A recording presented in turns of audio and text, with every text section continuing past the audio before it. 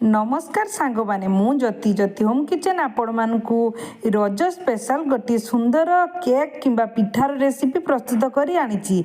AB तो आंब time Ambre आपण माने पिठा केक बहुत प्रकार करी खाइथिबे।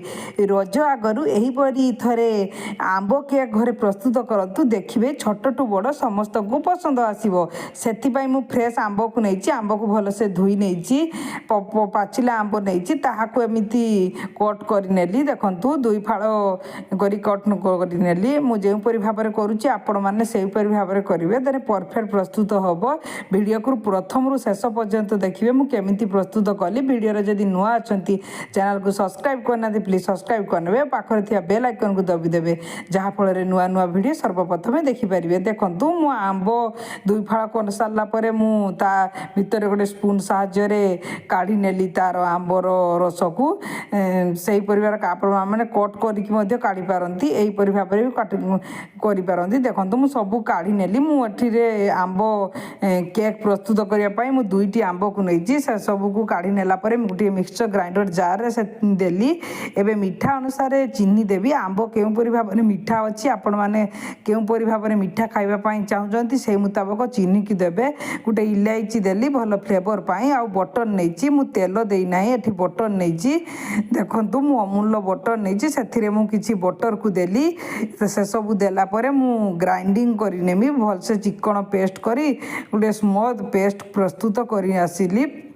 देखो मु पेस्ट गोटे प्रस्तुत कर नहीं आसी एबे मु से सब को गोटे बाउल काढ़ी। आंब ग्राइंडिंग पर मु सुजी को ग्राइंडिंग करी आपण मैंने मोटा वाला सुजी नौ कि पतला वाला सुजी नौ तो ताहाको ग्राइंडिंग करे देले केक टी बहुत स्पंजी और टेस्टी प्रस्तुत हम। मु सुजी को ग्राइंडिंग कर सारापर गोटे बाउल देदेली आंब जे ग्राइंडिंग करी आंब चीनी बटर से सब को भी सही बाउल सुजी रे देदेली से सब देलापर पानी देबे नहीं देखिए जमा पानी देबे नहीं से सुजी और आंबर पेस्ट को भल से गुड़े देली। देखो मु भल से गुड़े नहीं एबे टिके गाढ़ा लगुच मु क्षीर देली गोटे कप क्षीर देलापर मु भल से पुणी गुड़े देली। आशा करछि आपण मानकु एई आंब केक रेसिपी बहुत पसंद आसीबो। आंब सरीबा आगरु आपण माने एही परी रजरे प्रस्तुत करंतु और केमिति लागिला कमेंट बॉक्स रे जणांतु।